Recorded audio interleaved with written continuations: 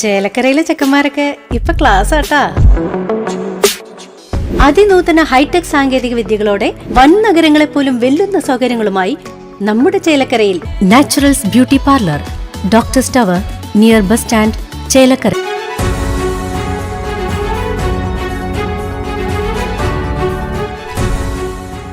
പാലക്കാട് ലക്കിടിയിൽ വാഹനാപകടം. സ്കൂൾ ബസ്സിനടിയിൽപ്പെട്ട ഇരുചക്ര വാഹന യാത്രക്കാരൻ മരിച്ചു.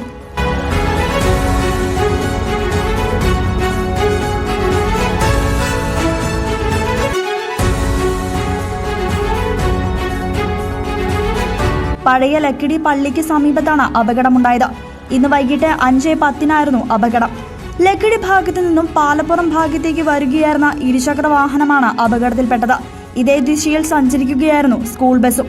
3 പേർ സഞ്ചരിച്ചിരുന്ന ബൈക്കാണ് അപകടത്തിൽപ്പെട്ടത്. സ്കൂട്ടറിനെ മറികടക്കുന്നതിനിടെ ബസ് സ്കൂട്ടറിൽ ഇടിക്കുകയായിരുന്നു. ബൈക്ക് ഓടിച്ചിരുന്ന മണ്ണൂർ സ്വദേശിയായ അനിലാണ് മരണപ്പെട്ടത് എന്നാണ് വിവരം. ഒപ്പമുണ്ടായിരുന്ന സെബിൻ, ദിലീപ് എന്നിവർക്ക് പരിക്കുണ്ട്.